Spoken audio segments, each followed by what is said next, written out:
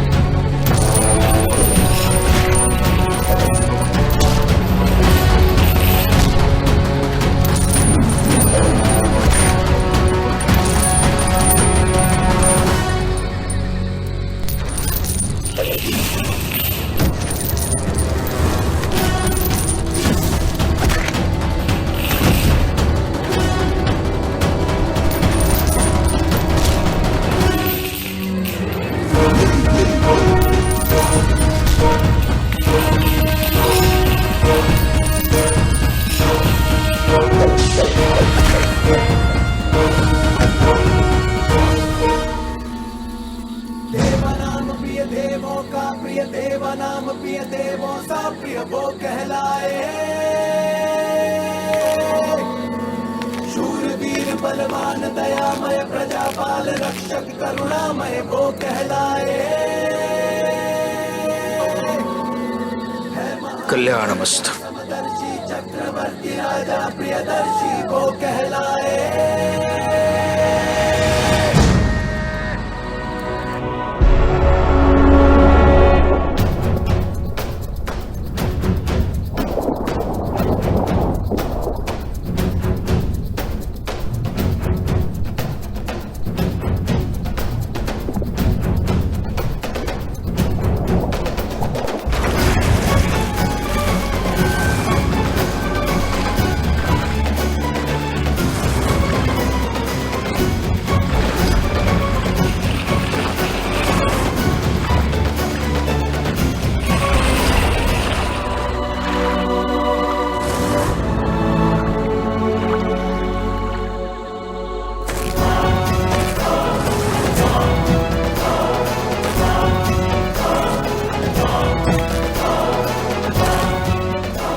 प्रतिज्ञा लेता जब तक मैं उन लोग को न्याय नहीं दिला दूंगा तब तक मैं शांति से नहीं बैठूंगा और विजयी होने तक मैं अपने गौरव महान सम्राट चंद्रगुप्त मौर्य की तलवार का स्पर्श भी नहीं करूंगा।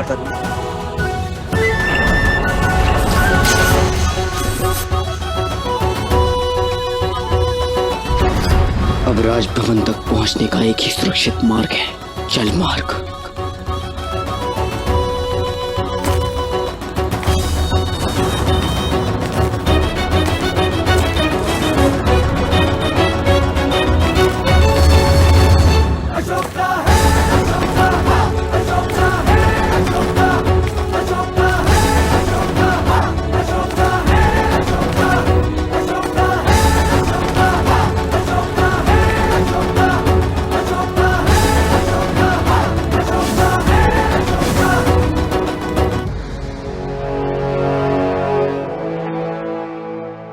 आचार्य, माता नूर, उन्होंने करवाया ये आक्रमण। खुरासनी सैनिकों को देखकर मैं समझ गया था पुत्र। अशोक! तुम्हें अपनी माता की रक्षा करनी होगी। अपनी मातृभूमि की रक्षा करो। जा। जय जननी। विजयी भव पुत्र।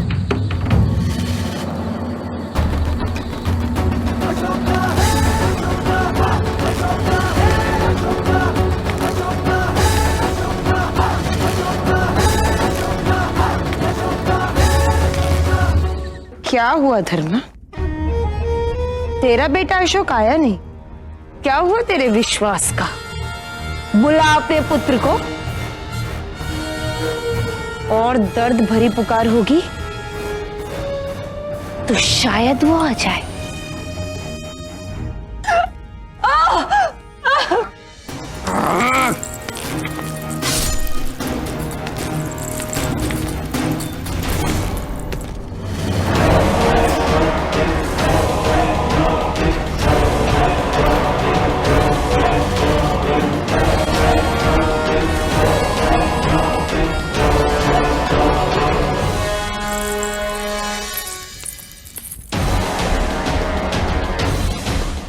सत्य ये नहीं कि सम्राट ने कभी आपसे प्रेम नहीं किया। सत्य तो ये है कि सम्राट के प्रति आपका प्रेम कभी सच्चा था ही नहीं। यदि होता, सम्राट के हृदय तक पहुंचने का मार्ग अवश्य ढूंढ लेता। मार्ग कहां से बनता? उस मार्ग की सबसे बड़ी बाधा तो तुम थी धर्मा। मैंने अपने प्यार को तिल तिल करते मरते हुए देखा है, लेकिन आज बिंदुसार अपने प्यार को तिल तिल करते हुए मरते हुए देखेगा।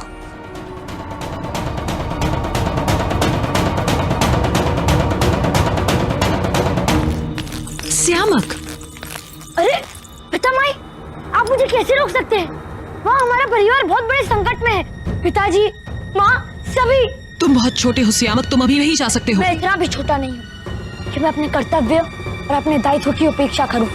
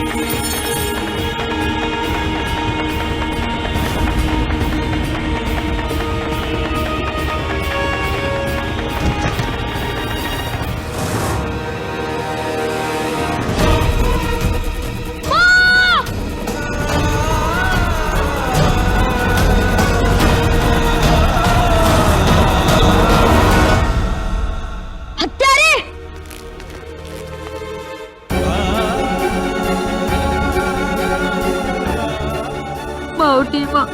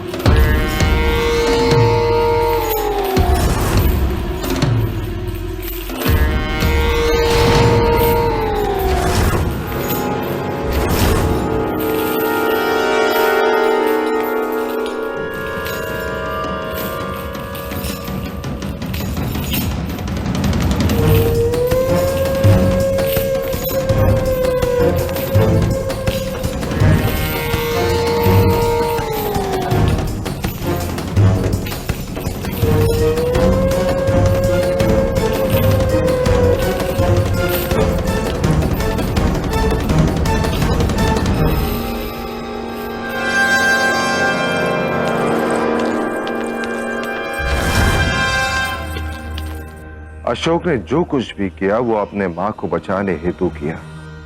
यदि वो न करता तो आज हम में से कोई भी जीवित न रहता, क्योंकि ये सत्य है कि ये आक्रमण, ये षड्यंत्र तुम्हारी मां ने ही रचा है। उसकी ये इच्छा थी कि हम सबको मारकर तुम्हें सिंहासन पर विराजमान करे। ये संभव नहीं है, ऐसा नहीं हो सकता। मेरी माँ ऐसा नहीं कर सकती, कभी नहीं।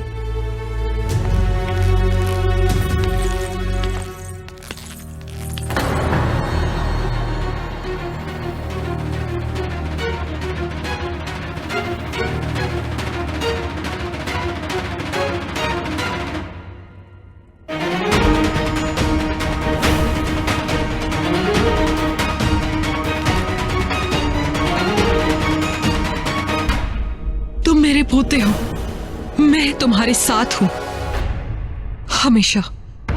महामात, सारे मृत सैनिकों के अंतिम संस्कार की तैयारी की। सेनापति आक्रामक और सभी सैनिक जिन्होंने अपने प्राणों की आहुति दी है, उन्हें संपूर्ण राजकीय सम्मान के साथ विदा करना होगा। रानी नूर राजद्रोही थी, किंतु वो मेरे पुत्र सियामक की जननी भी थी, और यह आवश्यक है कि सियामक उनका अंतिम संस्कार करे। उसकी भी तैयारी कीजिए।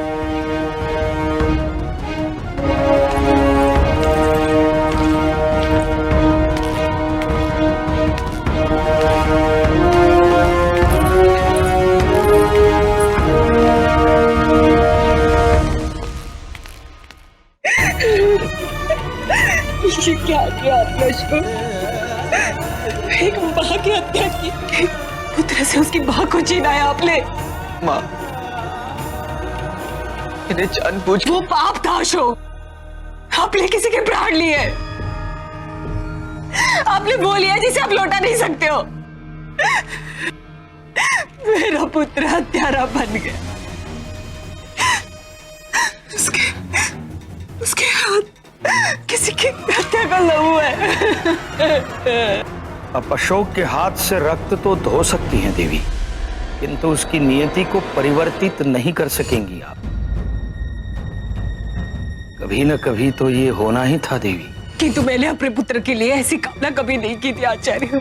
नियति हमारी कामनाओं के अनुसार निर्देशित नहीं होती देवी।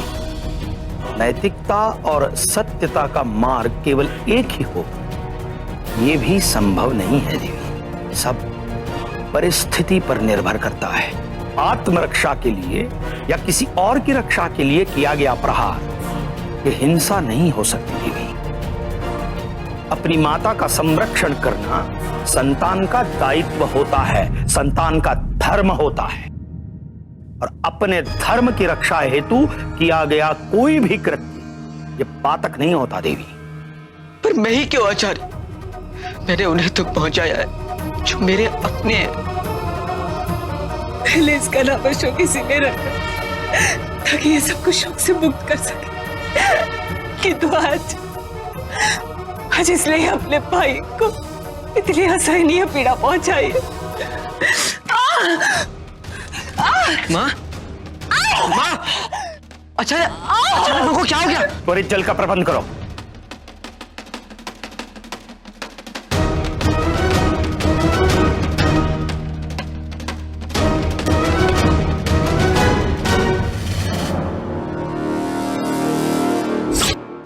आपने क्या किया? क्या?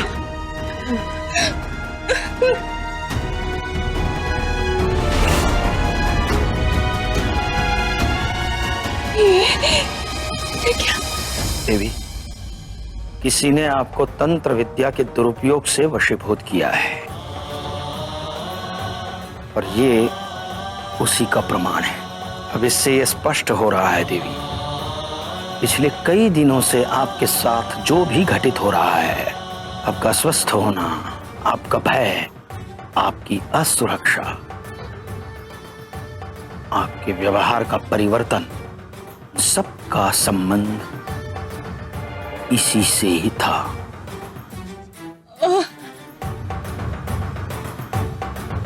माँ! हीर खुरासन ने हमारे साथ विश्वासघात किया, किंतु हमने नूर पर कभी संदेह नहीं किया, केवल इसलिए कि वो मीर खुरासन की बेटी थी। मैंने उसे अपराधी नहीं माना, उसे दंड नहीं दिया, मैंने उस पर विश्वास नहीं खोया। किंतु ये प्रत्यक्ष हो गया है कि खुरासनी विश्वसनीय नहीं। आचार्य ने मुझे वर्षों पूर्व सूचित किया था। नूर के इस षड्यंत्र ने सिद्ध कर दिया कि विदेशी विदेशी ही होते हैं, उन पर कभी विश्वास नहीं करना चाहिए। उन्हें कितना भी प्रेम दो, सम्मान दो, उनका उद्देश्य केवल सिंहासन ही होता है। उनके रक्त में ही अपने वर्चस्व की भूख होती है। जब खुरासानियों को ज्ञात हो जाएगा कि उनके नायक को हमने बंदी बनाया है, तो वो विद्रोह अवश्य करेंगे। इस बार मैं किसी को भी क्षमा नहीं करूंगा। ये दूसरी बार हुआ है कि विदेशियों ने हमारे परिवार पर आक्रमण किया है। अब मैं उन सबको बता देना चाहता हूं कि इसका परिणाम क्या होगा। अशोक, कल इसी समय हमारे इस उपाय का प्रभाव प्रत्यक्ष होगा। योग्य हुआ, योग्य समय पर समस्या का कारण स्पष्ट हो गया और हम उपाय ढूंढ पाए। किंतु अभी भी संकट टला नहीं है। ये जिसने भी किया है वो पुनः प्रयास अवश्य करेगा। कहीं ये रानी मां नूर तो नहीं? वो मेरी मां से ईर्ष्या करती थी। नहीं, जिस स्तर की तंत्र शक्ति का प्रयोग देवी धर्मा पर किया गया है, उससे यह स्पष्ट होता है कि शत्रु देवी धर्मा के समीप का ही होना चाहिए। रानी नूर तो यहां से बहुत दूर थी, और यदि हम मान लेते हैं कि रानी नूर ने इस तंत्र शक्ति का प्रयोग देवी धर्मा पर किया है, तो संपूर्ण राज परिवार को मारने के लिए वो इसी स्तर के तंत्र शक्ति का प्रयोग करती। वो दास्तान के साथ मिलकर इतना बड़ा षड्यंत्र रचकर आक्रमण करने की रानी नूर को कोई आवश्यकता ही नहीं थी। तो फिर कौन है जो मेरी मां को हानि पहुंचाना चाहता है? क्या यहां पर मेरी मां के और भी शत्रु? तो कौन? नूर ने किया है सम्राट, और उसे उसके किए का दंड तो मिल चुका है। नहीं मां, षड्यंत्र अवश्य नूर ने रचा था, आक्रमण भी उसी ने किया है।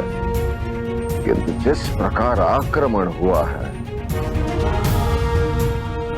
उसमें यह स्पष्ट है कि उसमें हमारा कोई विश्वसनीय अवश्य जुड़ा हुआ है।